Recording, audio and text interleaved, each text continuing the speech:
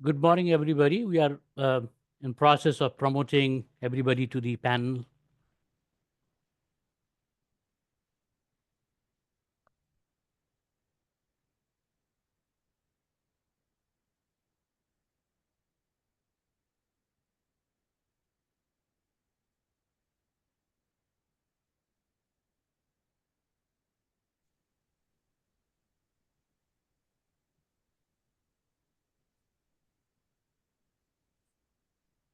Good morning, Zoom land.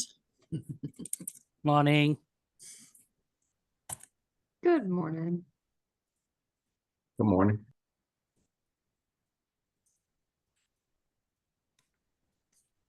We still have a few members to be promoted as the panelists. So once that's done, we'll start the meeting.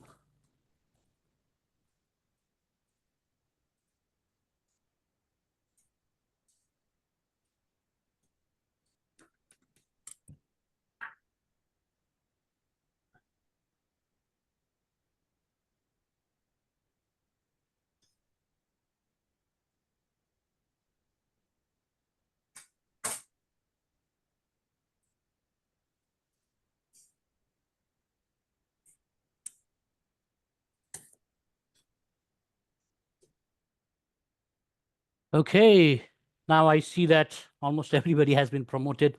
It's taking a while to do that. And if anybody else joins now, I guess Sid would be helping them to promote as a panelist. Let's get the meeting started. Let me share my screen first so that we get oriented.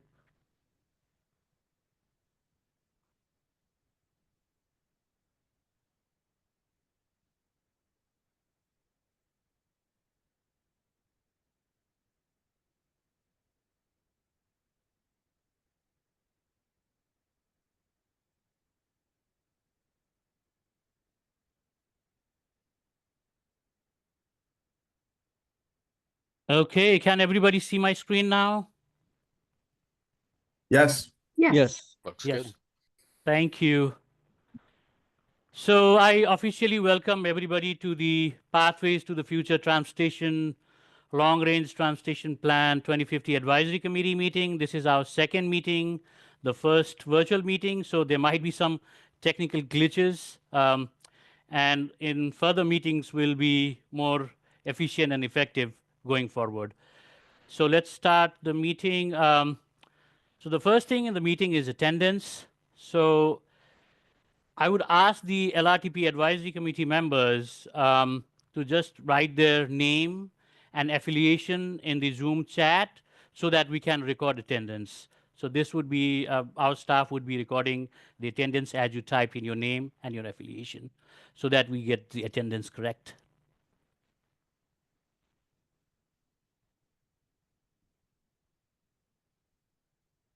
As that process is going through, the second item in the agenda is the kickoff meeting summary. With the agenda packet, there was the meeting summary provided for the first kickoff meeting. So if you see any glitches or any errors, just let us know. But if not, then it's in your agenda packet. And we'll move forward. We don't need to approve the meeting summary or anything, but just for your information that it's there. And if you see any glitches, just let us know. Anybody has any comments on the meeting summary before we move forward?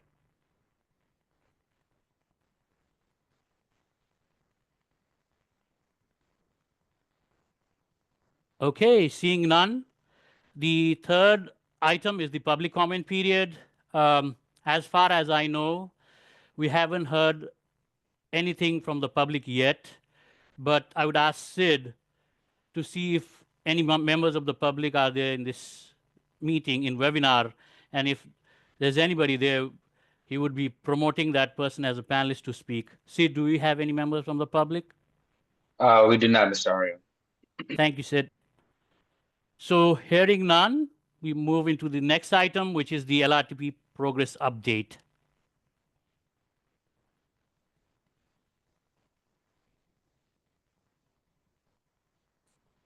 So I just wanted to give a little bit background on what we talked about last time, so that everybody is oriented in the process. The LRTP is a very process-oriented project in which we follow the process and try to make sure that everybody also understands where we are and in what we are doing in each process. So this is just the overall process flow for the long-range transportation plan.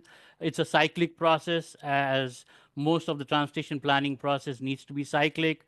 We have that 3 C's, which is comprehensive, cooperative, and continuing process, which has been mandated by the feds since transportation legislation. I think it was safety law, which mandated that. So we have already finished phase 1 and 2, which is basically developing the data and also looking at the different scenarios. What we are working now is the 3, 4, 5, and 6. And I'll be talking about them in a little bit more detail in the coming slide. But basically, phase 3 is to develop a strategic vision, which is basically vision, goals, and objectives for the plan. Phase 4, which we'll be talking today as well, is about the transportation needs assessment, doing the data analysis of the existing transportation system and coming up with needs. Also included in this process is a very robust public input process, which Holly will be talking later on. And then we'll be developing projects based on those issues. We'll be prioritizing those projects and then evaluating the overall plan and then doing the adoption. A more public-oriented graphic of the same process is here, in which we have more digestible name than the technical translation names. So it's the same process, but it has a slightly different name so that it's digestible by the public. And you all have already seen this as well. So I'll go into much more detail now in the processes which we are working. So parallelly, now we are working in 2 different things. So the first, the orange squares, which you can see, task 3, that's the strategic direction, which we are working parallelly with the next set of graphics, in which it's a straight process in which we will work on task 4, followed by task 5, and then followed by task 6. So in task 3, basically we develop the vision, goals, and objectives and performance measures. And I have provided the actual action items or discussion items which we need from the LRTP advising work group. So while developing task 3 vision goals, we need your input. We would need your recommendation, and we would need a lot of discussion in this process. Similarly, the vision goals and objective, once we have a recommendation from the advisory work group, it will go to the policy board, and that would be the final body who would actually approve the goals, vision goals, and objectives. Whereas performance measure is much more technical process. So obviously we'll have the input and discussion in the advisory committee, but we will also need an agreement on the performance measures from this body. This would not go to the public board, public policy board, because it's a pretty technical process, and LRTP advisory work group would be the final body to set an agreement in this process. So as we are developing task 3, we also have started developing task 4, which is the transportation needs assessment. So we are looking at transportation issues identification based on studies, based on the different data analysis, which we do, looking at the road network, looking at safety, looking at accessibility, design, all those different things. We look at the structures. We do what is called as the congestion management process. So all those processes provide us data points of different transportation issues. Not only that, we also look at the different studies which has been going through in the Richmond region for last 5 to 10 years. VDOT studies, locality studies, studies done by Plan RVA. So based on all those studies also, we would get the list of issues and identifies those issues from those studies. Along with that, we have a robust public outreach process through which we'll get the issues identified by the public. And Holly will be going to talk about that detail later on. So in this process, once staff has developed a database of the issues, um, uh, also once we get the list of issues from the public, we'll be uh, doing the geographic clusters and grouping of those issues so that it's more streamlined than the raw version which we would develop initially. And then what we'll do is we'll basically turn those issues into needs. So basically, transportation issues are overarching problems, and then transportation needs are specific solutions to those overarching problems. So, and then that we will have that finalized inventory of transportation needs, and that we would send to you guys, and you guys are invited to review it, add other issues which you think we have missed, and then you recommend that needs assessment spreadsheet so that we can move forward to the policy board. Once we have done that, then we need to convert those specific solutions into tangible action, which are transportation projects. And the other thing which this body will discuss is something called as regional project inclusion guidelines. So this is a process in which we would look at the magnitude of the project and say, okay, this project is a regional project and this project is not. So only those projects which have that magnitude, which can be in a regional long-range transportation plan, would be included. So there's going to be discussion about those things. And this body would be starting the discussion and will be recommending, actually agreeing on the regional project inclusion guidelines. This would not go to the policy board. It's still, it's pretty technical. So, and then once we have the project inclusion guidelines, we'll develop those projects. We will all review the projects. The locality will review the projects. And then once we have the final list of universe of multimodal projects, we'll ask the policy board for their, you will send that recommendation to the policy board, and the policy board would be approving that process. And then once we have those projects, then we'll do something called as the project prioritization process. So we would have a lot of projects, and we would have very limited funds. That fund is basically looking at what would be available to us in different funding avenues from the state, federal, and regional dollars. And we'll get that from VDOT and CVTA. Once we have that, we would have that budget. And based on that budget, we can only list only a certain project. I don't know the exact person that would be towards the end of the process. So let's say we have 200 projects in the universe of projects, and based on the budget, we can only select a few of those. So we'll develop certain project prioritization process, which would be data-driven, performance-based, and that's a big step in this process. So it would be a lot of discussion from this body, and we all need to come to agreement as well. That project prioritization process, again, would not go to the policy board because it's going to be too technical. But once we have that project, we would select based on the project prioritization process. We would have that constrained list of project, and everybody would review that. We would have a discussion on the constrained list, and then this body needs to come to an agreement on the list of projects, and would need to send a recommendation to the policy board, who will again review that and finalize the process. So that's the overall parallel process we are going through. The strategic direction, which is parallel to the task 4 and 5, 4, 5, and 6, which are kind of a linear process.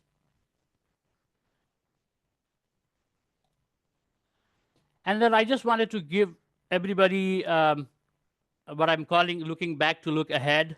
So looking at the last 3 long-range transportation plans and the one which we are doing now, we can, some of the major things, major difference, as you can see in the slide, is that Obviously, the brand name has changed over years. We simply call it like Plan 2030, Plan 2035, Plan 2040.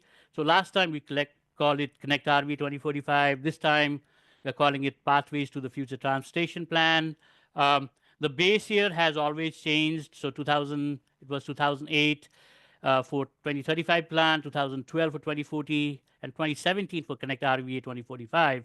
This time, um, since COVID happened, we were not able to redefine a base year because the years 2020 and 2020 were too unreliable to do a long-term projection, and 2022 was kind of a comeback year, and we could have developed 2023 as the base year, but it was too late, as you know that it takes a while to develop the data.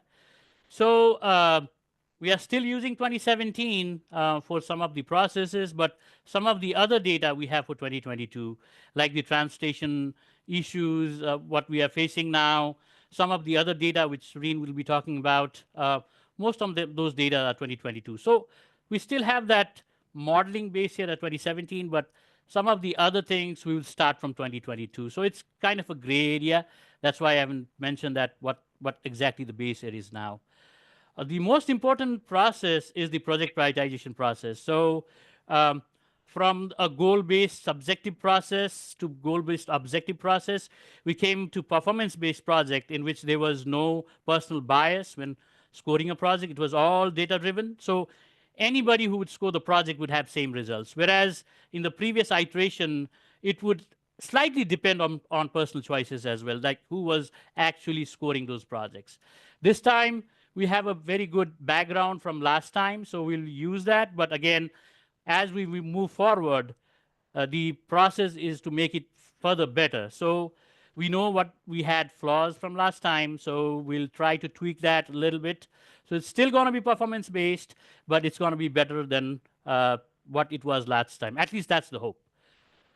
And then we have the constrained budget. That's not under our purview. That's provided by the state. So you can see that from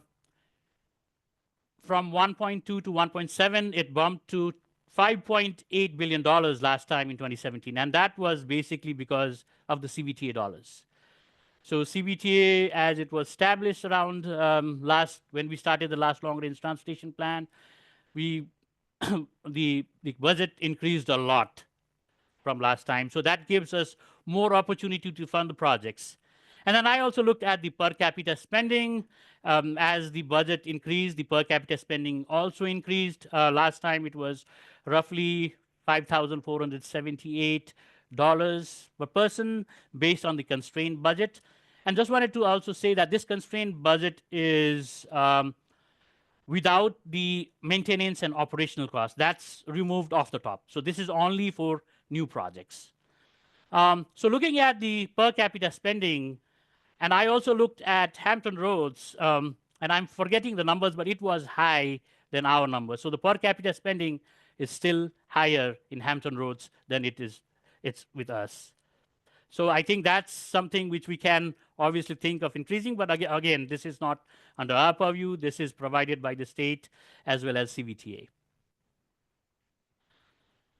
So as I already mentioned, the tasks which are going through now is task 3. We'll be talking about that a little bit. The major task in which most of our staff are working now is task 4, translation issues and need identification, and Dorian is going to talk much more detail about that task. Again, we have already launched the public engagement for task 4. It's a pretty robust process, and Holly is going to talk about that. And then along with that, data development is also pretty crucial for this process. So we are already started to work to develop data for task 4 and task 6. And Serene is going to talk about what data which we have already developed from 2022. And it's pretty interesting to look at that data and discuss about that data. So the last slide I just wanted to give you is basically the major milestone for this work group. And we have a tentative calendar. So the meeting is in every Wednesday, every 4th Wednesday of month. So most probably the February meeting would be canceled. The next time we meet would be on March. We'll be discussing about the vision, goals, and objectives. And then the subsequent meeting after that will approve that. Then we'll have the transportation needs assessment approval. We'll have a regional project inclusion guidelines introduction. The subsequent meeting would be, or a couple of meetings after that would be the approval of that process. And around September, we have the regional funding guidelines introduction, the project prioritization introduction. Parallelly, we'll be developing the universal projects. So October is kind of a place in which we want the universal projects to be approved by this body. And I think November and December, I think the fourth Wednesday is Thanksgiving and Christmas. So we'll have a good break. And then we'll finalize the project prioritization process next year. Then we'll have the constrained project list draft, the approval of that process, and it'll take a while to finish that. And then we'll have the plan evaluation based on the constrained list of projects. We'll be developing a bunch of documents, so that would be the next meeting. And then the final approval of this plan from this body would be on August 26th. And then the policy board will approve this in the September meeting. Once that's approved, we'll have this final meeting in September in which we'll be just talking about lessons learned and talking about the next long-range transportation plan. So that's in a nutshell. This is all tentative, but there's a lot of things to be done, as you all know. So I'll stop there, and I'll entertain any questions, any concerns, any comments we have.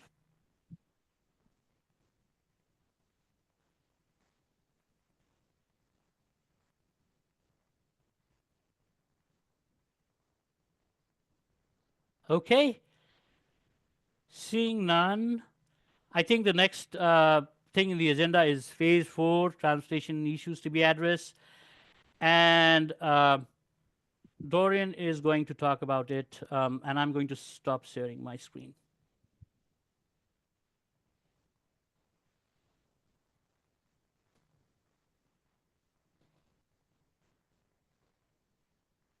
Right. Can everyone see my screen? Mm-hmm. Yes. Awesome. Yes. Awesome. Well, good morning, everyone. For this section, I will be discussing Task 4, Transportation Needs Assessment portion of the 2050 LRTP scope of work. This is a comprehensive process that helps us identify and evaluate the transportation requirements for the region, and helps us determine how well the current transportation system is meeting the needs of individuals and communities. And we also want to see where improvements or new services are required within the region. So what are we aiming to accomplish with this process? We need to be able to identify any issues, needs, or deficiencies facing the current multimodal transportation system. For example, we need to examine areas with high incidence of traffic accidents, pedestrian accidents, or cycling accidents. We need to be able to identify places where transportation modes don't intersect or interact safely with other modes of transportation. For example, roads without bike lanes. We need to be able to highlight areas where traffic congestion is a significant issue, such as high traffic corridors or intersections with inadequate capacity. We also need to assess how well different transportation modes work together, particularly in urban areas. Are there barriers to using multiple modes of transportation? We also want to evaluate last mile connection, but specifically between public transportation and the final destination. So are there adequate pedestrian facilities around bus stops and bus stations? Are there significant options? Are there sufficient options for to complete these trips? Bike share stations, walking paths, things of that nature. And we also want to assess, does traffic demand during rush hours exceed road capacity? Does roadway capacity accommodate various types of purposes or various types of transportation? This is something that we really want to focus on when it comes to the realm of freight. So in that realm, can roadway capacity properly accommodate heavy truck travel and efficient movement of goods? So to do so, we need to conduct an existing multimodal transportation system analysis, which evaluates the current transportation infrastructure and services available around the region across various modes of transportation. This analysis provides a comprehensive understanding of how well different modes of transportation work individually and together to meet needs of the population and support economic development and freight movement. We also need to develop an inventory of regional multimodal transportation needs.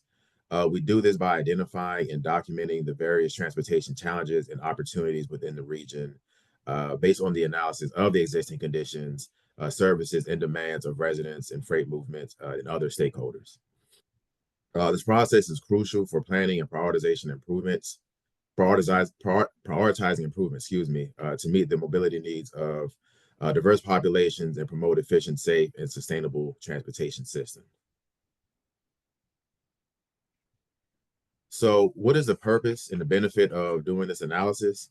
Well, we need to be able to locate areas where transportation infrastructure or services are insufficient to meet the needs of the population, leading to inefficiencies, congestion, safety risks, or accessibility issues. We also need to highlight problem areas, so intersections, interchanges, high accident areas, environmental and weather related problems, areas of high freight generation and activity that may cause truck congestion as well. We need to ensure that transportation systems are prepared to accommodate growing populations and changing travel behaviors. And we also need to look at the current state of infrastructure to assess whether gaps and deficiencies are occurring in areas of historically underserved populations in an effort to address environmental justice issues and shortfalls. So what exactly are we assessing? This isn't an exhaustive list, but we want to give an idea of what exactly we are assessing. In addition to the existing infrastructure, we want to look at traffic congestion, safety issues, commuting patterns, and degree of transportation options. What are the metrics that we're using? We're using traffic volume, heat congestion, level of service, accident rates, and magnitude of accidents. So we're looking at hotspots throughout the region, ridership, travel time, linear miles of trail facilities, and commodity flow. What are some of the sources that we're going to be using? We're using a number of government agencies. Of course, we get a lot of data from VDOT, DRPT, Virginia Passenger Rail Association. We're using industry-specific sources as well. So specifically looking at, airport data, port data, things of that nature. Mode specific reports. So specifically looking at transit, ridership along many of our trails throughout the region. And then we're looking at census data as well. And how are we analyzing the data? So we're looking at traffic flow analysis, historical trends. Where were we 5 years ago? Where are we now? And where are we projected to go within the next 20 years? We're looking at safety and risk assessments, and then we're visualizing this through GIS techniques. So much of our data can be summarized within 3 categories. The first category being the modal emphasis. So as you can see, under the realm of transit, we're looking at bus routes and bus stops so we can better understand what the coverage looks like of our transit system. We're looking at current and future microtransit zones, parking rides, and ridership. For active transportation, we're looking at trails, we're measuring it in linear miles, and we're also looking at mixed-use facilities. This also gets into the multimodal aspect to see where are the mixed-use facilities and where can we, implement those in the future to make sure that we're promoting a reduction in vehicle miles traveled. We're looking at roadway capacity as well. So functional classification, how roads are classified based off of their capacity. What capacity do we have now? What capacity can we plan for going forward, given the future demand of roadway travel? And then we're looking at regional roadway network and then the national highway system network. And then within the realm of freight, we're also looking at where are the rail facilities, port facilities, and airport facilities as well. We're looking at freight corridors. What corridors can we expect to have large volumes of truck traffic? We're also looking at things such as passenger rail ridership.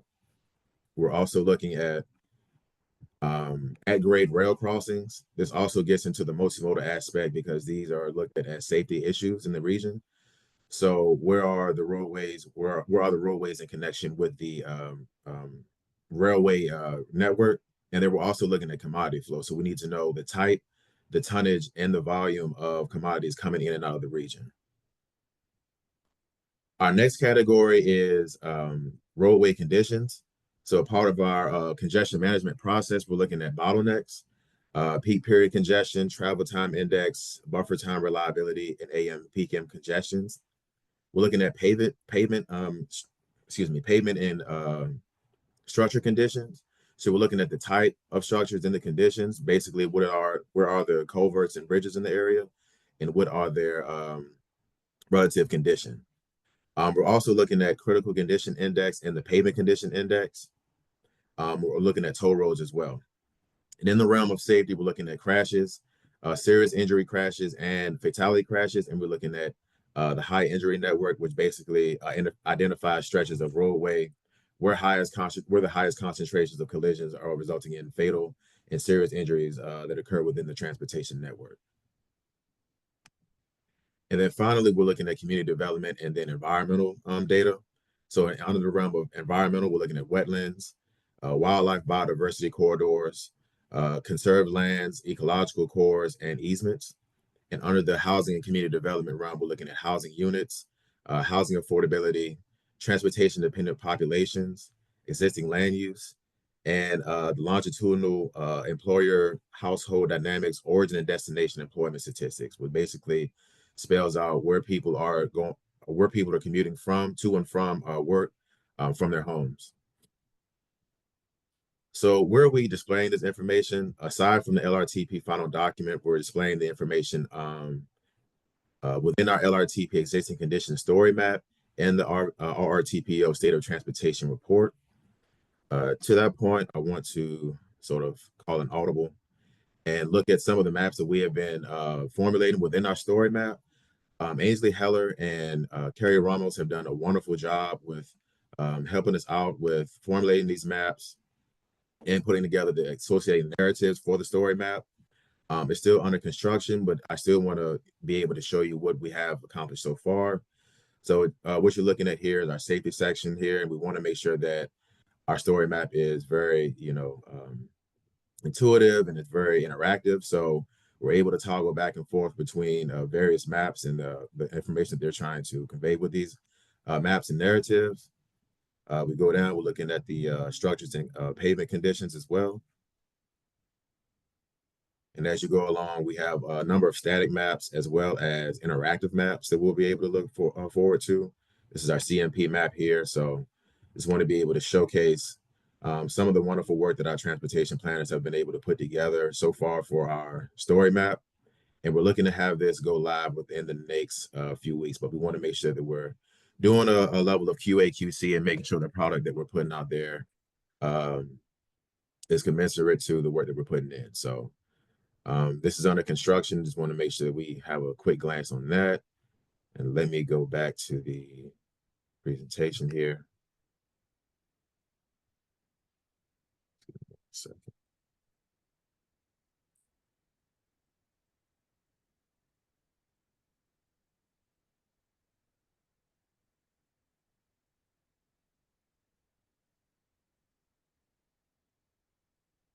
So the main purpose, of course, is we want to identify the key barriers to safe, efficient, and interconnected transportation.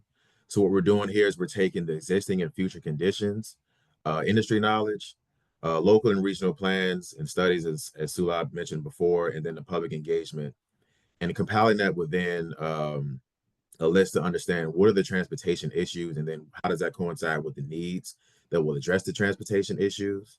And then finally, what we will have as an outcome is the regional existing multimodal needs inventory. So what are our next steps? We want to have continued internal and external coordination to develop the needs and issues inventory, the mapping of the regional multimodal needs based on input, and the development of forecasted needs from existing and committed projects. And at this time, I'll entertain any questions or concerns.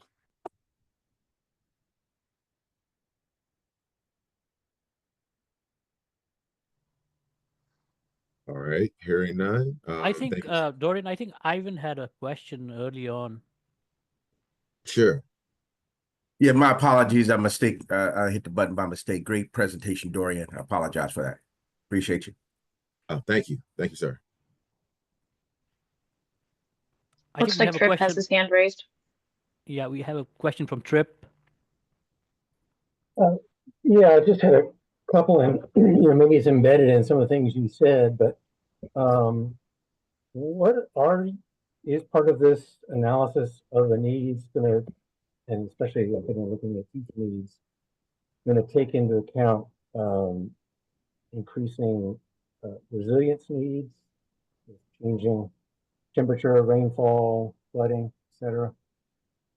So that goes into a lot of the data that we're collecting when it comes to environmental issues. So we're collecting data such as floodplain, extreme heat, other indicators of environmental hazards that will coincide with how we prioritize projects going forward. So basically, we want to understand what projects, once we get to the point, what projects are we developing, and are those projects in areas of environmental hazards, again, extreme heat or anything that will affect um, the viability of certain projects when it comes to environmental issues. Okay, yeah, that sounds great, and that's again, I was wondering if it was embedded in there somewhere, but I didn't see it in your presentation. Also another one was on your list of environmental impacts, and again, maybe it's in there. Are you looking at air quality impacts and hotspots that maybe need to be addressed as a result of pollution from existing or planned facilities? We're looking at an exhaustive list of environmental issues, so that would include air quality as well. Okay, yeah, that wasn't on your wasn't on your list, but I just want to make sure it was in the mix. Yes, sir.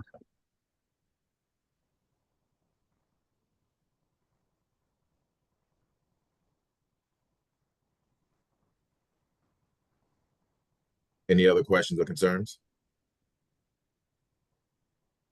Hey, Dorian, this is John O'Keefe. As I was looking at the existing conditions analysis you had for modal emphasis, under transit, I was wondering if y'all were also considering van pools as part of that modal emphasis, as I didn't Yes. see that. Okay. Yes, we are looking at van pools. We're looking at all areas of transit and public transportation, any demand response transportation that we can look at as well. So we're looking at an exhaustive list of those options as well. Okay, as well as carpools. Yes, sir. Okay, thank you, sir.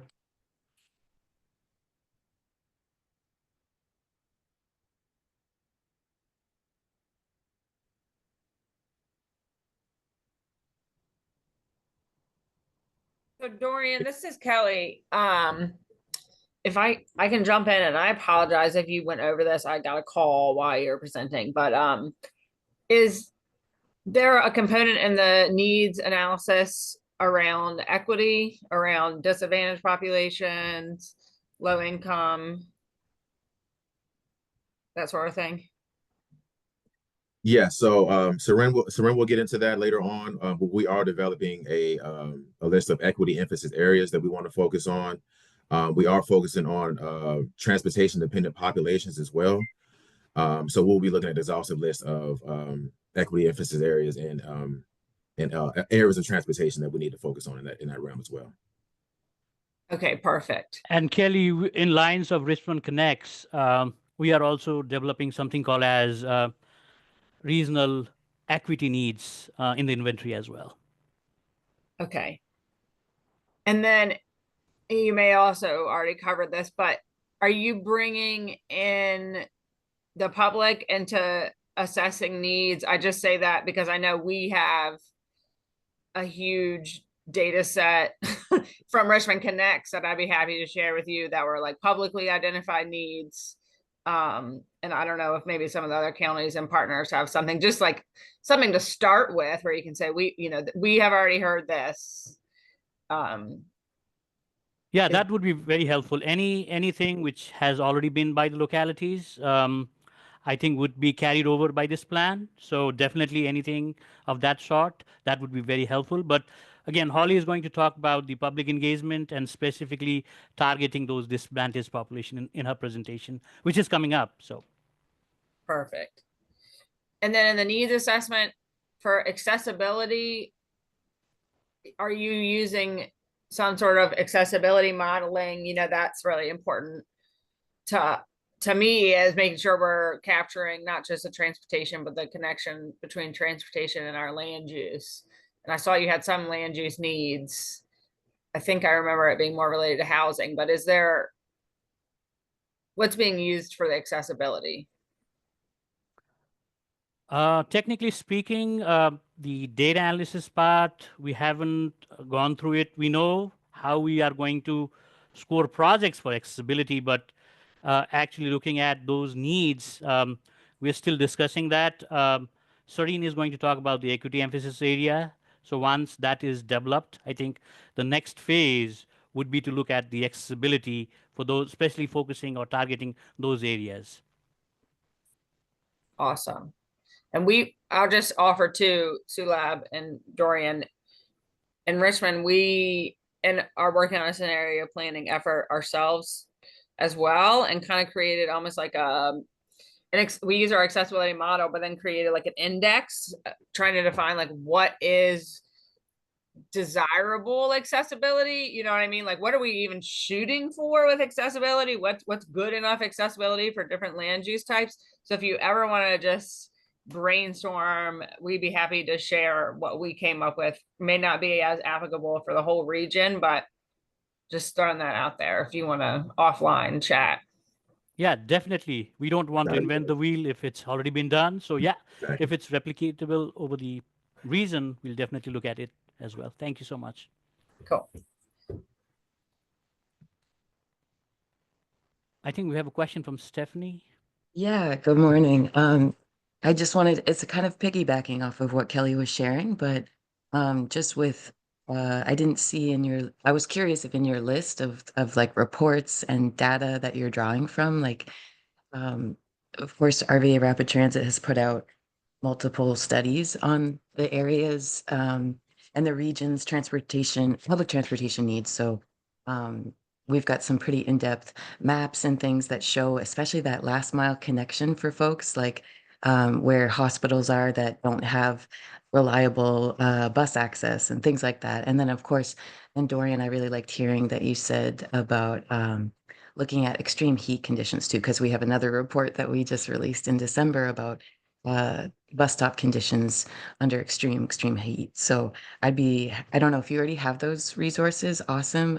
If not, I'd love to just email them to you and tell me who I should send them to. You can send them, you can send those to me, and that would be great. That would be much help for us. Thank you. Awesome. Cool. Thank you so much. Yeah, and then there's a lot of, like Kelly was saying too, there's a lot of public input that goes into those reports too. So that represents a lot of people's voices too. So thank you, Dorian. Thank you.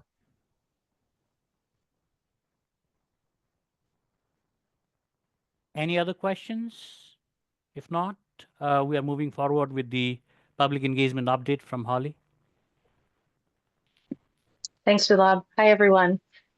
In my section, I want to cover three things. I want to demo our public engagement site and give you an update on the progress we've made talking to the public so far, give you some tools, and then get your input, which is the question we asked you to kind of bring with you, is be thinking about where the places are that you're connected to that would be good places to share. So first, I want to just demo our engagement website, which is the engage.planrva.org/LRTP. And so some of you, if you're members of CTAC, the Community Transportation Advisory Committee, you've already seen this, or if you are a good sleuth, you might have already seen this website, but this is the online platform that we'll be using for all of our public engagement going forward. We tested it with the rural public transit analysis earlier last year.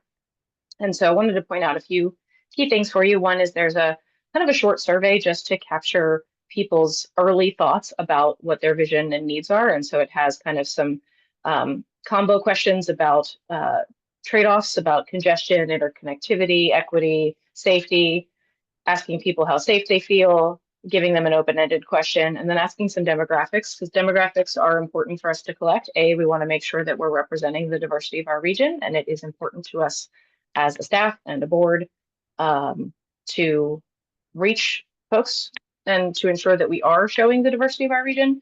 And then kind of some more open-ended questions at the bottom that are really simple. So that's one way. The other way is that there's an issue map where people can actually plot what it is that they are concerned about or that they like. Some of you have seen this as an in-person activity, the mapping activity we did, the transportation forum.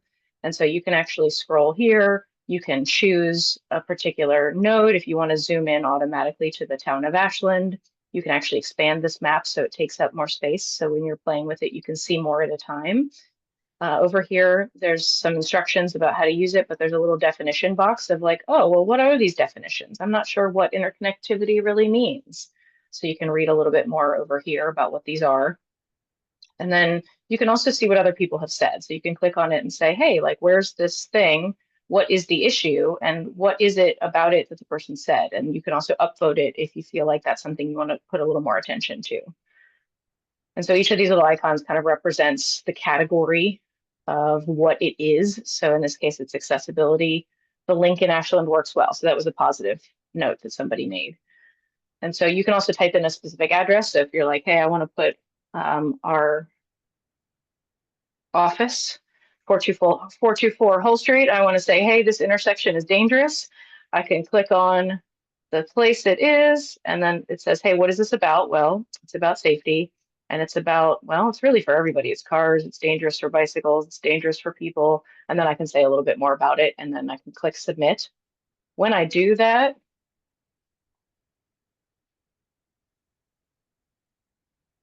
it's also going to ask me if I want to follow the project. And so you can actually say, yeah, please keep me in mind. I want to follow it so that I get updates on it. I would encourage all of you to go ahead and start following the project so you can get updates, and that way you know when things are being added. And then some other things that are here, there's some overview of what the project is, definitions, FAQs, and there's also a toolkit. So this is also really important for you all. Here are all the things that you might need to be able to share about this effort. So there's a flyer you can download. There's one in Spanish. There are some images with QR codes. There's sample text if you want to copy and paste that and put it in your newsletter or share it with your House of Worship's bulletin or your neighborhood Facebook page. There's some images that you can download. And there's also a little bit of a visual here about how to translate this page, because we did some of the translating in Spanish for you, but if you actually scroll all the way to the top here, let me move my screens out of the way, you can actually translate the entire page into the 10 most common languages in our region. So this is already giving a little more accessibility than we had previously to translate the entire page and all of the text on it. It takes a minute sometimes to update it. When you do it, it doesn't always do it exactly immediately. So give it a second if you're like, how come it's not translating? But that's where people can do that.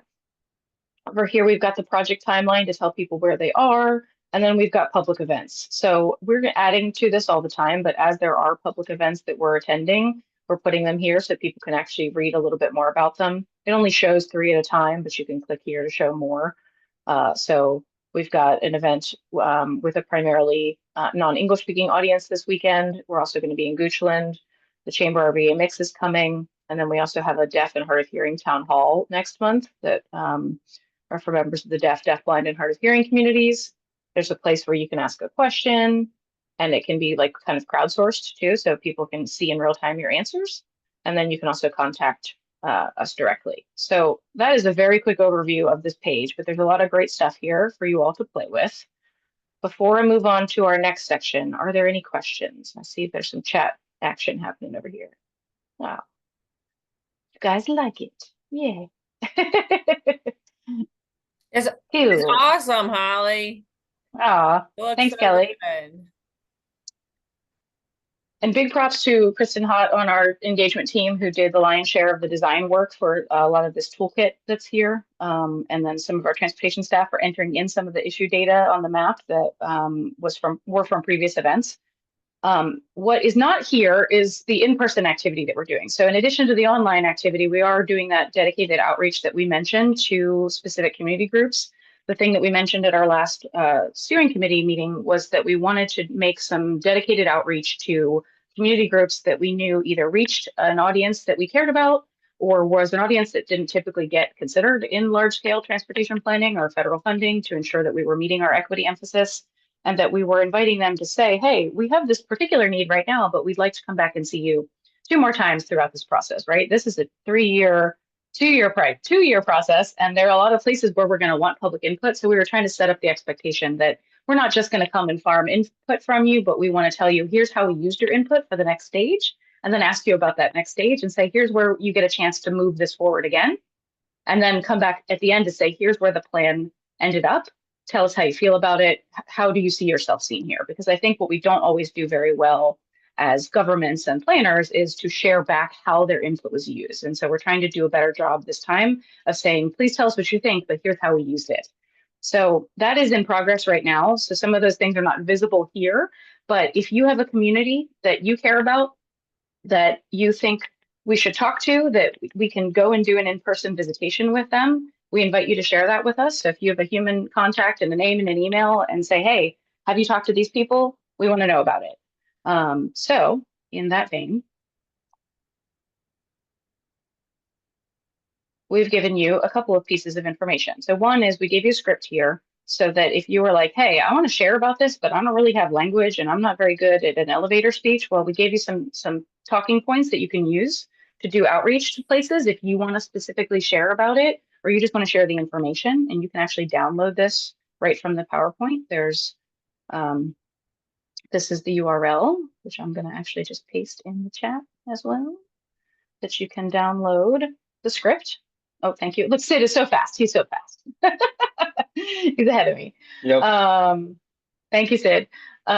There's some talking points that you can use to chat about this with people. But the other thing I want to ask from you is this part. So this is where, when I said, hey, please come to this meeting with what's happening in your communities, you all as the advisory worker group, as well as our CTAC, are helping us get the word out, right? We are only so big as a staff, but you and the places you care about help us get this word out too. So this, if you've got your phone, go ahead and scan this QR code right now, or you can click on this link that is right here, and it will take you to a quick form that I would like you to fill out right now. And I'm going to paste in the chat the form URL if you want to copy that. You want to scan this QR code here. What this is asking you is to go to this little quick form and tell us, hey, when you leave here today, where is it that you can share this toolkit, the information about your job as a really crucial member of this, and the fact that transportation needs are important, and tell us where to go.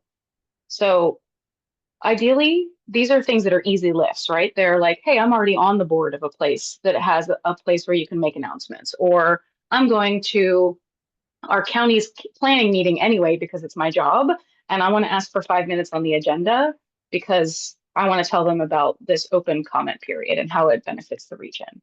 Or I'm already a member of this particular community and I care about it, so I'm going to take a flyer with me the next time I go. So I would love for you to go ahead and go to that actual form and tell us, where can you share this? Where can you help us get the word out? So that was where the prompt for you to come to the meeting was, is like, you might not know every meeting in Goochland that is happening, but if you do a little bit of homework to bring it, hopefully you have that knowledge today. So if you feel so inspired by this and you're filling out this form and you're like, oh my God, yes, pop it in the chat as well. If you want to tell us where you're going. I was actually at an event last night. It was about, it's like National Day of Healing. It was like a racial reconciliation event that was at the Virginia Museum of History and Culture, and ended up running into a bunch of friends and colleagues that didn't know about my current job. And I had my LRTP flyer with me and they were like, oh my God, I love transportation. I want to know about that. Please give me a flyer. Please come and talk to our folks. So I'm reminded that the human element matters. And I think we know that, but it feels a little different when you're having a face-to-face conversation with somebody about something you care about. So every time I've been in person with someone or having a human connection and I tell them what I care about and that we're doing this LRTP, they're like, oh, yeah, I care about that. I want to talk to you. So it was a reminder that that human connection really matters. And so that's why we're asking you as humans to share what your human connections are. And my plan for the future meetings that we have is to just check back in with you, is every time we meet is to say, hey, where did you go? What was successful? Did you get any conversations that needed more information from staff? Because I don't think we expect you all to be experts on everything. So if there's a question that's really a staff question, we're happy to continue that conversation. But that way we can give you updates about, hey, here's where it's working, here's where we're going. And for you to tell us, hey, we had really good conversations, or, ooh, I thought of a new idea. You can keep putting it in here. So this will be an ongoing tool that we'll use with each other. Does anybody have any questions about that, or anybody any place they want to go that they want to tell us about?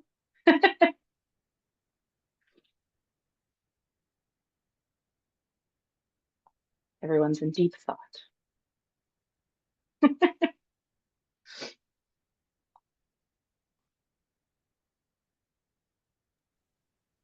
I can share it too. There's like a what's happening in Richmond Facebook page. There you go. I like it. Pretty shameless page, but yeah, absolutely. And we had one of our members of CTAC, the Community Transportation Advisory Committee, is going to a Powhatan event for the Board of Supervisors because there's actually nobody who represents Powhatan on CTAC right now. And so somebody from the city of Richmond offered to go, which I thought was really cool. So it was nice to even say like, hey, let's do this regional work together. I know all of you get this, right? We understand this, but I think sometimes we don't always have positive examples of regional cooperation. And to me, this kind of group is that positive example of saying, we are all stronger when we work together because we all live in the region, right? We don't only live in our neighborhood, we commute and travel across the whole region. Anybody else have a place they feel compelled to share that they want to tell us about?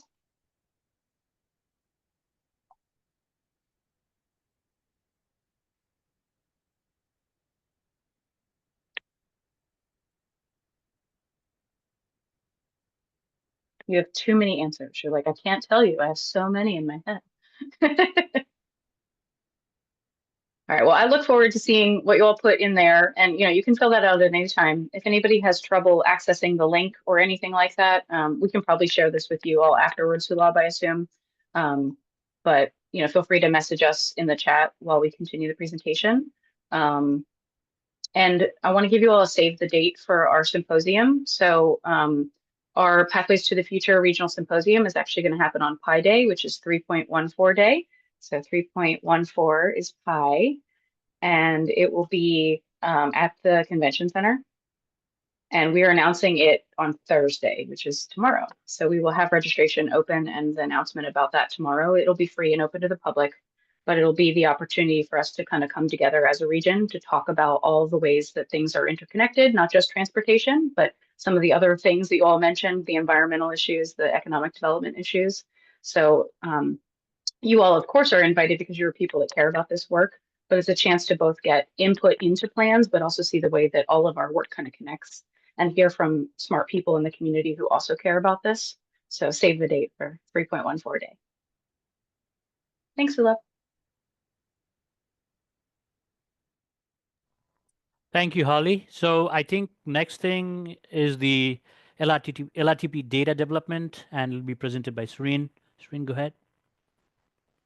Hi, can everyone hear me? Yes. Yes, we can. Thank you. So as a part of the LRTP data development, which was partly discussed earlier by Sulab and Dorian. So we started working on developing lenses, eventually the lens that will be used to analyze, prioritize the projects and store them.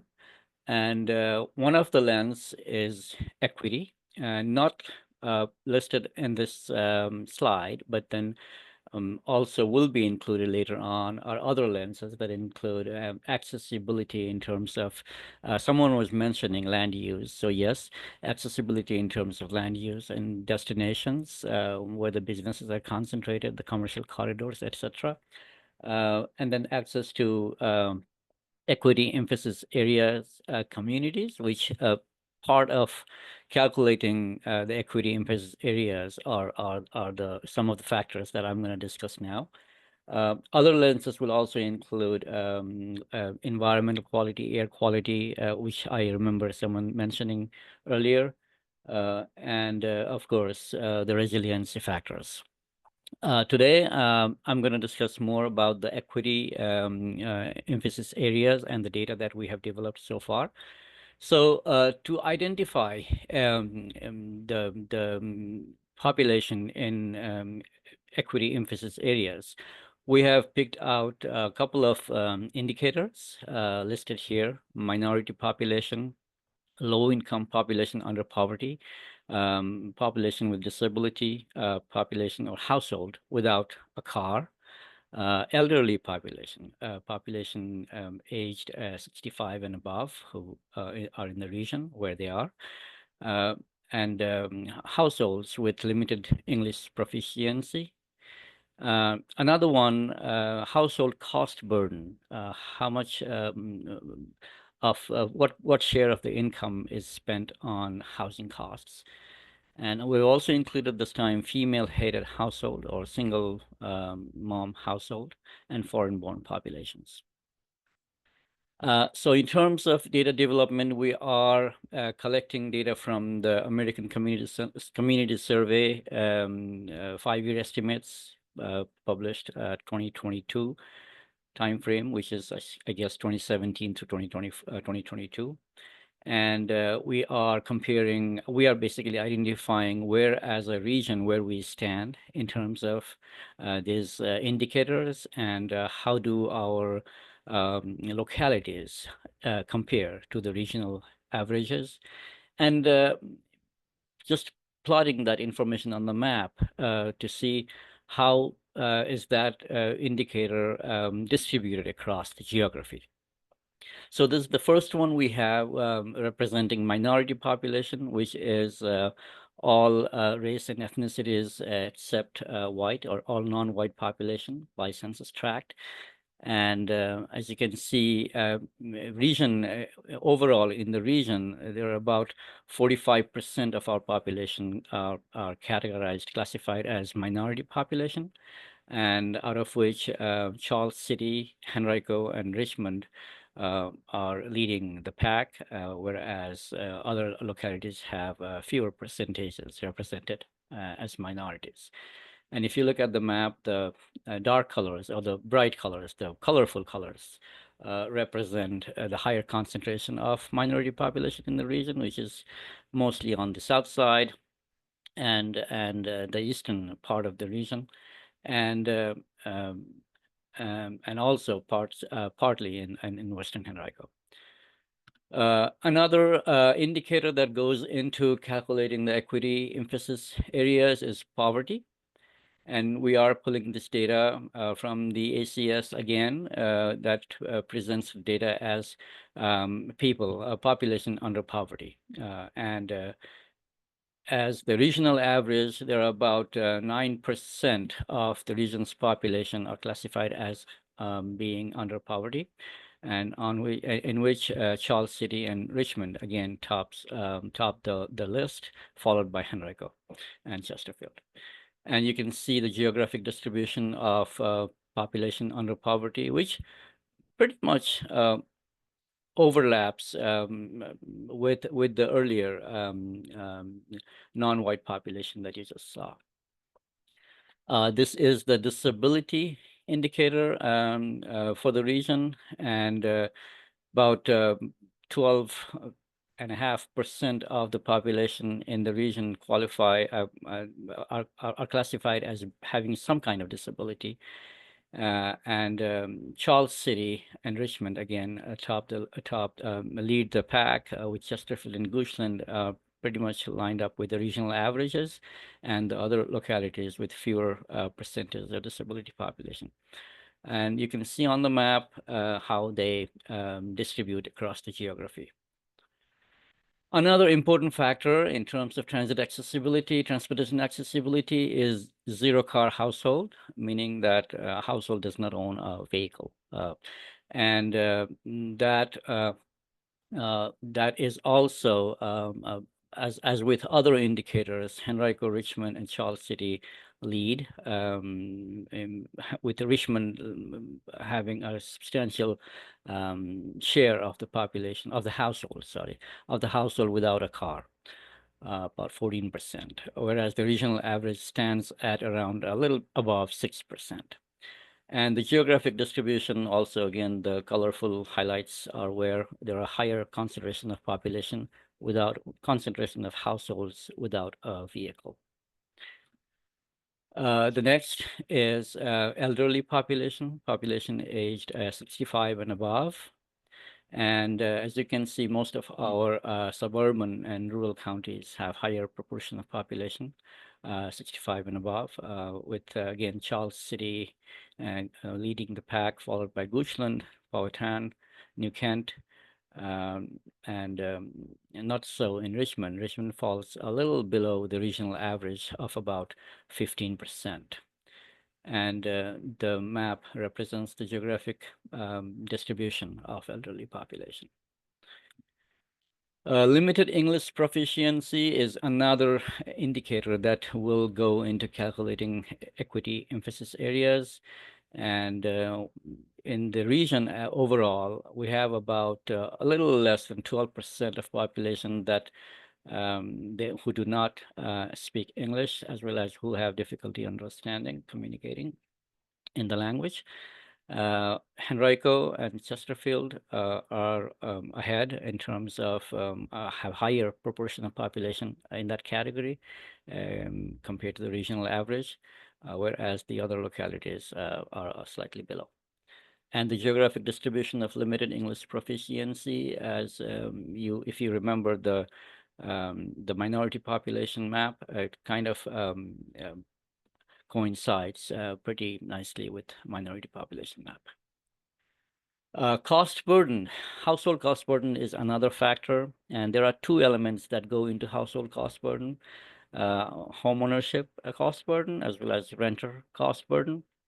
And in general, in terms of homeowner cost burden, there are about 24% of homeowners in the region who spend more than 30% of their income in housing and transportation, in housing and related costs. So they are burdened in terms of they are not able to spend into any other lifestyle expenses, so they'll have to cut down on that. Similarly, in terms of renter cost burden, about close to 50% of all renters in the region are cost burdened. And in both of them, Richmond City, Charles City, Chesterfield, and Henrico County, they lead in terms of cost burden families, both renters and homeowners, whereas some of the suburban communities and rural communities we have, they are below the regional averages. And the map shows the geographic distribution, how they are distributed across the region, and this map also pretty heavily is concentrated. The highlights are concentrated in the downtown, east side, and south side of the region, just as the other maps. Another factor that we are using to calculate equity emphasis areas and in need transportation, like transportation needing segment of the population is female headed household. And we have about 12.25% of population in the region, households in the region that are headed by female householder, where Henrico and Richmond are slightly above that regional average. And Charles City. Chesterfield is right about the regional average, and Goochland, Hanover, New Kent, and Powhatan are below, significantly below the regional average. And the map on the right side shows how that indicator is distributed geographically. So next, we will be using these indicators to combine, we'll be combining these indicators and then applying some geographic weights to identify, to basically calculate our equity emphasis areas. And that equity emphasis areas will be one of the lenses that we will be evaluating our projects later on. In addition to, as I mentioned earlier, environmental factors, resiliency factors, and other accessibility to destinations factor, which we are in the process of developing and not yet developed. So that is a summary of what the data that we have pulled so far, and I would open up for questions now.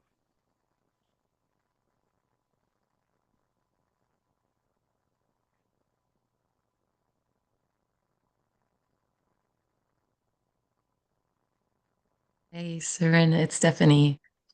Hi. Thank you so much. That was so interesting. I really appreciated that presentation. And I just have like a couple quick questions about the data. So, and perhaps you said this, but what year or years are you like? Would you say those numbers and those maps are from? That's American Community Survey 2022 5-year estimates, which will be a combined data set from 2017 to 2022. So as you know, already know, the ACS is a 5% sample survey, and 1-year estimates would be a very small sample size to do any meaningful analysis. And normally we use a 5-year aggregated estimates to use for this kind of analysis. So this is 2022. I understand that for some of these factors, 2023 data is also already available now, but at the time when we were developing these, there were many missing in 2023 updates, so we stayed with the 2022. Okay. Okay, so kind of like from 2017 through 2022 about Yes, that, at that range? Okay, that's correct. awesome. And then another question about this long-range transportation plan. In previous iterations, has equity been like at the forefront or a kind of a key principle that we've, created the long-range transportation plan on? I believe equity has been an important factor, not the only factor. But I would let Sulabh respond to that in more detail. Yeah, and let me just clarify real quick, Sulabh. I'm asking because I would be so curious to see the other data sets from the previous uh, long-range plans. Yeah, if they exist still. Yeah, so we looked at similar data at that time, and I think at that time the last year was 2017. So this time the last year is 2022, and it's the data is not overlapping. Normally the ACS rolls out every year, but the data is overlapping. So this is a completely new data set from what we had last time. So it's totally different. We looked at equity. I think we looked at 6 factors, which Serene talked about. And there are some new factors like the female-headed household, foreign born, and curse burden household. This is new this time. We hadn't looked at that last time. So equity played an important role while we were doing project prioritization process. So based on these 6 factors, we developed something called as the equity emphasis area. And overall, the projects which were benefiting those equity emphasis area had a 10% overall benefit in project prioritization process. So that was mostly towards the end of the process. But this time, I think we are trying to include equity in the very beginning of the process. So once we identify those places, those areas, the geographies, I think our outreach would be focused in that area as well.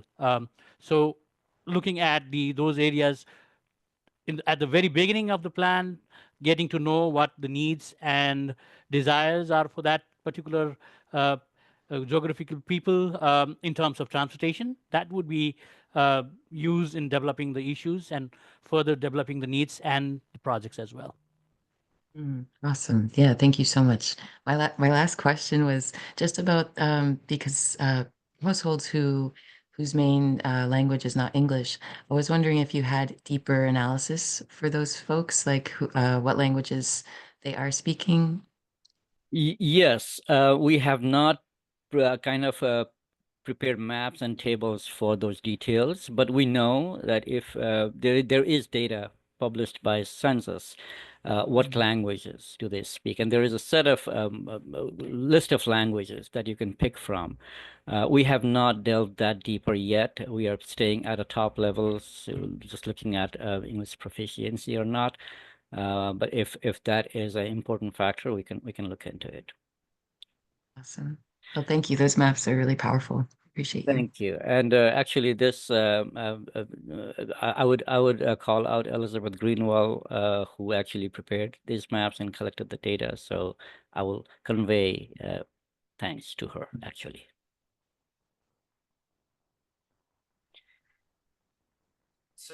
I was wondering if there's or there will be any inclusion of not just household cost burden, housing cost burden, but like transportation cost burden as well, because those are often, combined.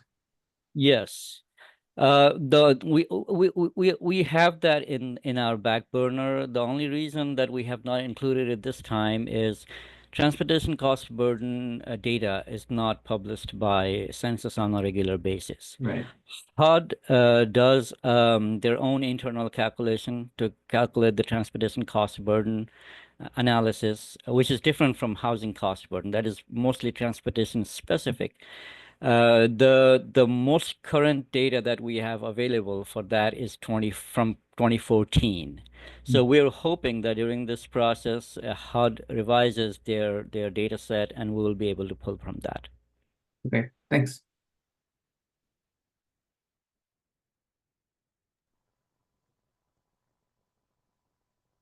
Any other questions for Serene before we continue?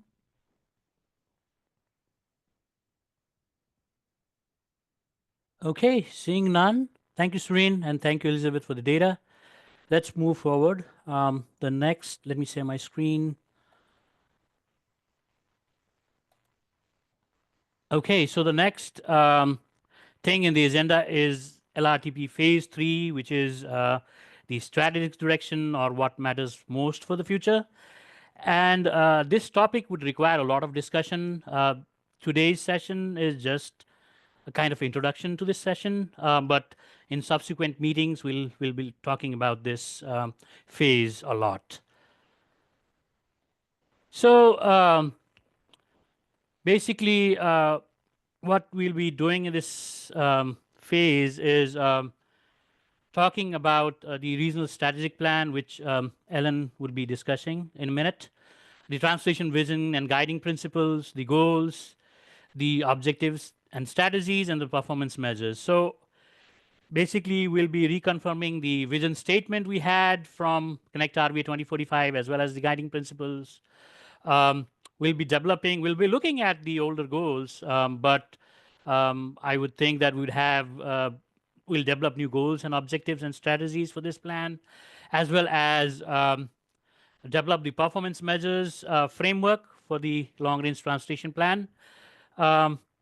The tentative adoption date for this is June 2025 for the policy board.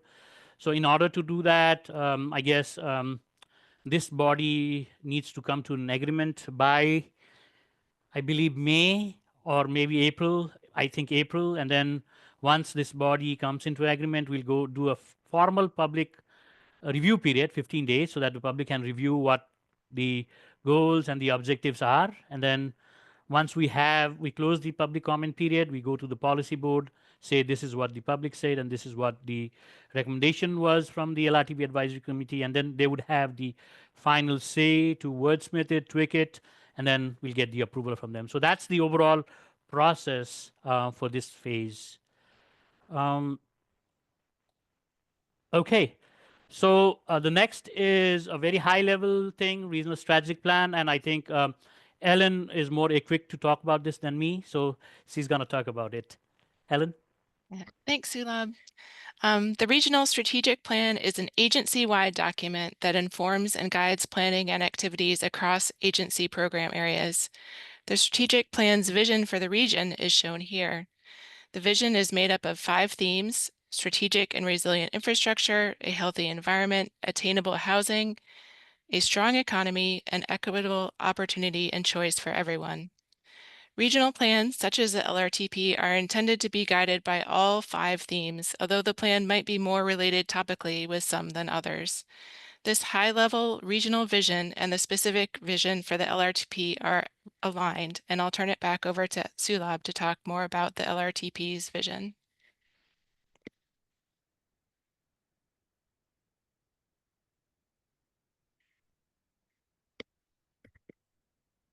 You're muted, Sulab. I'm sorry, that happens. So thank you, Ellen. And I just wanted to make sure that we all understand this. This is something which is much larger than the long-range transportation plan. It's a region-wide agency-wide, region-wide thing which we need to acknowledge in our plan. And as per my understanding, this is still hasn't been adopted. This is still on draft. And once we get the adoption, I think we'll share that with this group again. But this is something which we have to acknowledge in our plan. The next thing is about the LRTP vision and the guiding principle. So before we talk about vision and the guiding principle, I just wanted to make sure that we all are in the same page. So we all need to have one common definition or working definition so that we all have the same meaning of that particular word. So, you know, in different plans and different aspects, these definitions can alter. But since the long range transportation plan has been is basically developed through guidelines from Federal Highway Administration and Federal Transit Administration. This is what the guideline says based on that which we need to develop. So the vision is basically would be a statement that would describe region's transportation aspirations in a concise manner, focus what is really important, and provide a foundation for all aspects of the plan. And then we have the guiding principles, so which is a set of fundamental values and beliefs that provide the framework for developing the vision. So the principles helps us ensure the vision and also make sure that the goals are achieved and aligns with community values. It's basically the why behind the vision and goals.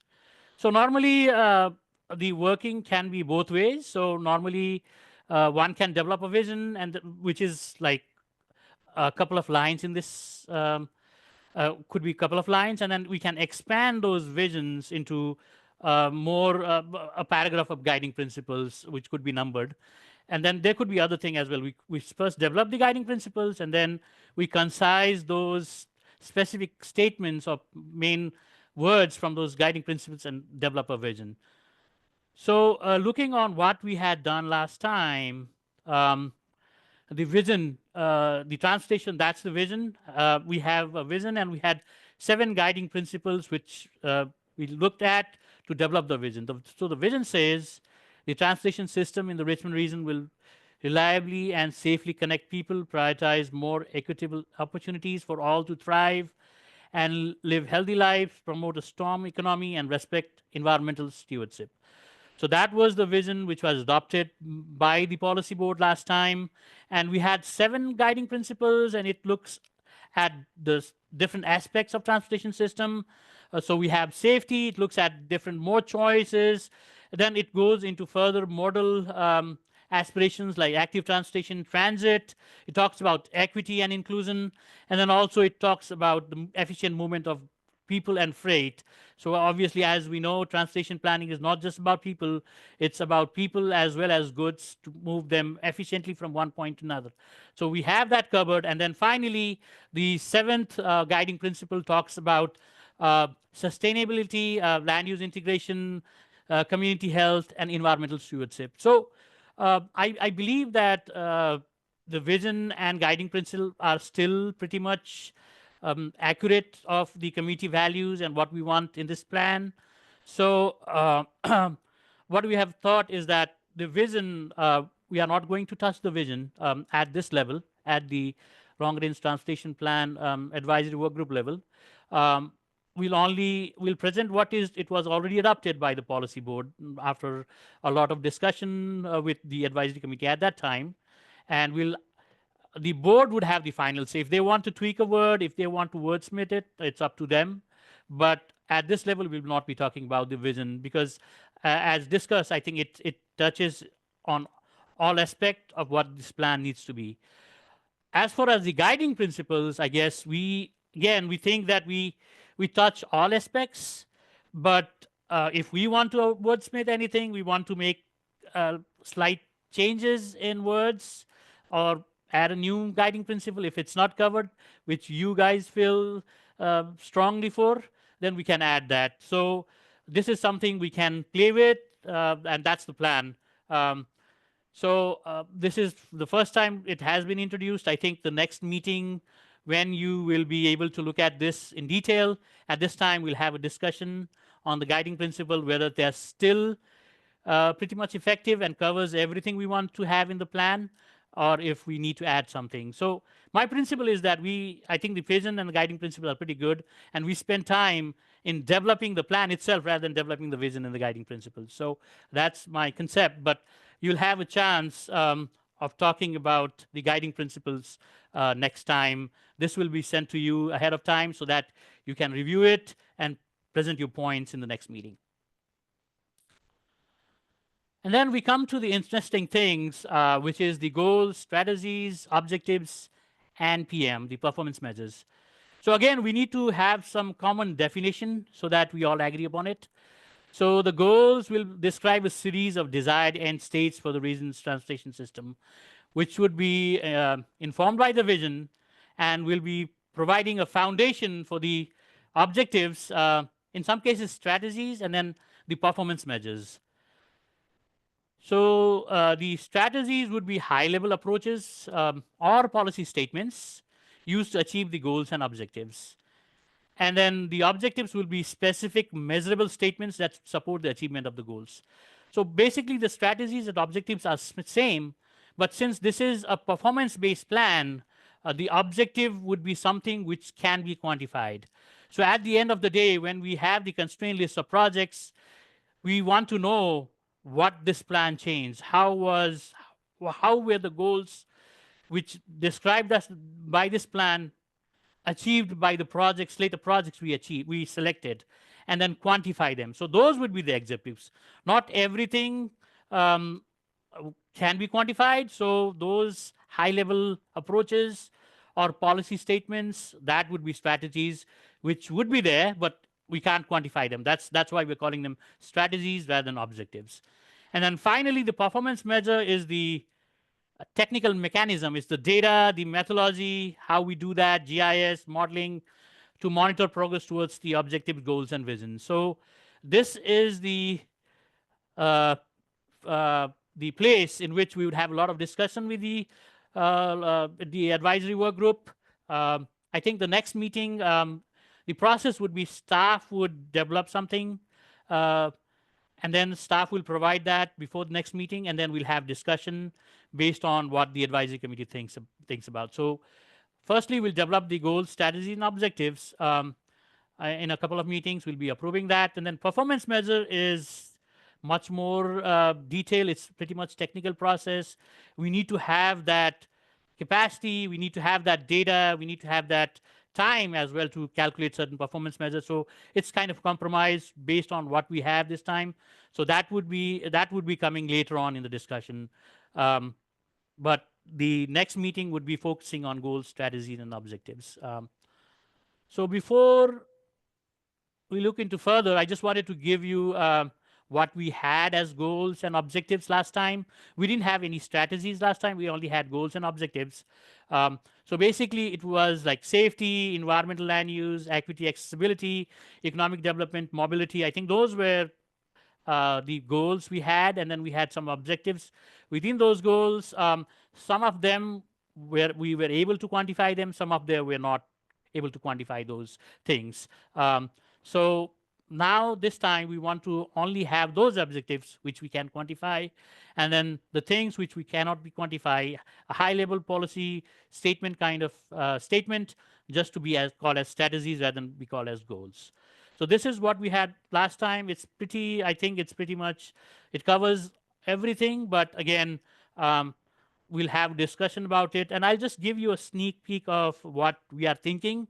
It hasn't been fully discussed, and we are not very comfortable of discussing how it will go further, but I'll just give you a sneak peek that this time, rather than going into the detailed goals like accessibility or equity, we are going to use, that's the thought now, and obviously it would be basically under the purview of this group whether we want to use this or not. But what staff is basically proposing, and we still need to work on the details, is that we use big buckets of goals.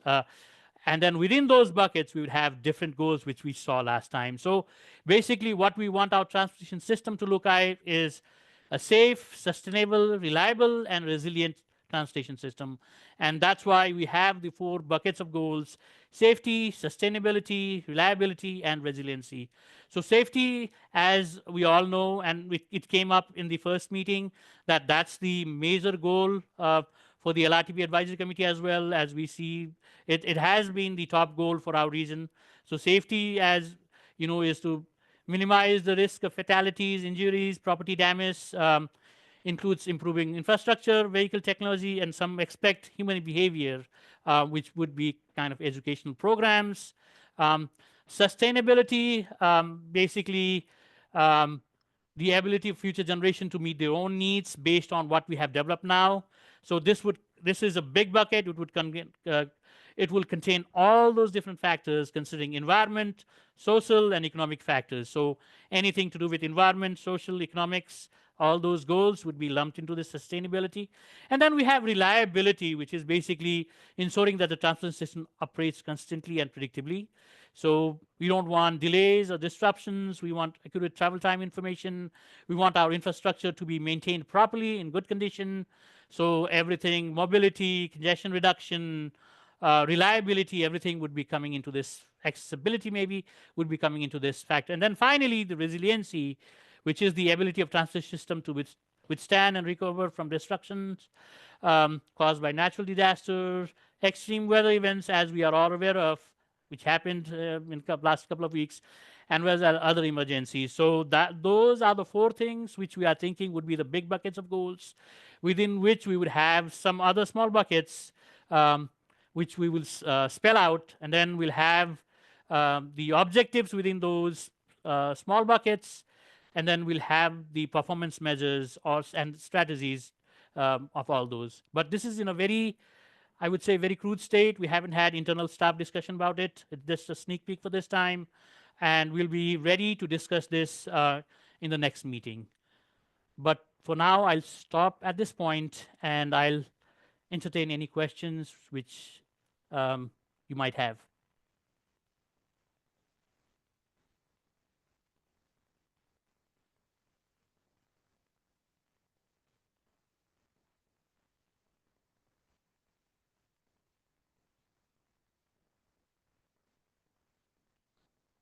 Okay, so that leaves us for a lot of discussion next time. The materials about what staff will be proposing for goals, objectives, in a very draft manner would be sent to you ahead of time, so that you can look into it before the meetings. And likely we would do a breakdown session in which we'll divide the group. So like talking like 30 people talking at the same time might be difficult. So we have I think Zoom has that capability to create breakdown rooms, and we'll use that so that we can discuss. Probably would give each group one of the topics that would be discussed, and then each group can report on that. So that's something which we are thinking of next time. So if we don't have anything, maybe I just saw a question on the chat. Let me see that.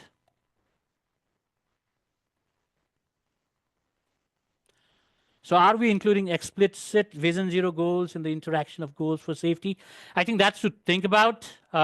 Obviously, Vision Zero is something aspirational.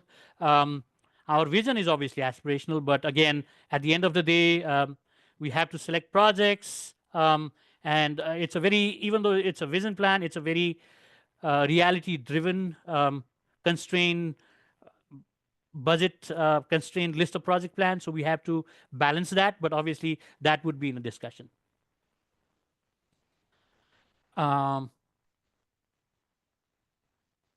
Okay, so seeing none, I think I'm all excited for the next meeting then. Hope we'll have a good discussion next time. Okay, so the next meeting, I think staff would require some time to work on the needs database, to develop some maps, the equity emphasis area as Serene was talking about, and also to streamline some of the goals and objectives so that we can send to you ahead of time for the next discussion. So we are thinking of canceling the February meeting, and the next meeting would be in March, I guess. I think the date is in the agenda, but I'm forgetting the date now. Maybe It's the 4th Wednesday of March. So that's, I think, 26th March. That's going to be the next meeting. So that's all we have. Any question before we end this meeting? Thank you, Sulab. Sulab, there is another question that just dropped by. I think it's from Kelly. Okay, so when do you approve the goals? So I think we'll discuss the goals. We'll send you the what staff developed sometime early March or mid-March before the meeting, which is March 26th. So we'll have a discussion at that time, March 26th. The agenda is to approve the goals in the next meeting, which is in April. But again, depending upon where this goes, how does the LRTP advisory work group reacts to that, and whether we are going to able to reach some consensus in that particular meeting or not. So yeah, so that's the plan. Discussion in March, trying to get your recommendation for the policy board in April. But we have to look at it so that everybody is with us and is in the same page.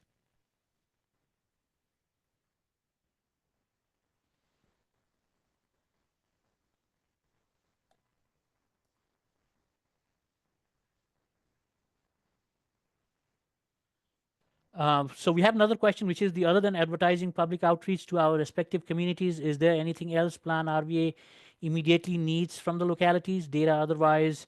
At this time, we don't need anything from the localities, but soon enough, once we finish the issues and the needs, we'll send that on your way so that you can look at it and you can add anything which we have missed. Definitely we'll be missing a few things. We'll be looking at the comprehensive plans as well, and small area plans and other plans which the localities have developed. So we will try to capture everything, but definitely if we miss something, or if there's something which came up recently which is not in any of those plans, that can be added to that list. So we'll be sending that as well. And I think it's again around like March, April timeframe, because at this time staff would be very busy working on that thing, getting that issue inventory finalized.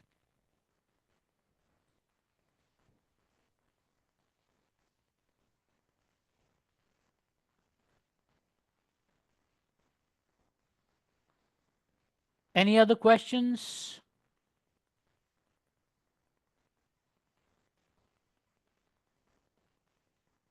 Okay. Thank you everybody for your time, and once the meeting is over, we'll send you the slides so that you can have them. Also, the meeting recording would be available in YouTube, and once we develop the vision and goals at the staff end, we'll send that on your way so that you can review that. And the next meeting date is March 26th, same time, 10 a.m. So I think that's the end. Thank you, everybody. I think we saved about 20 minutes, so you can have those 20 minutes back. Thank you, everybody. Thank you all. Thank you.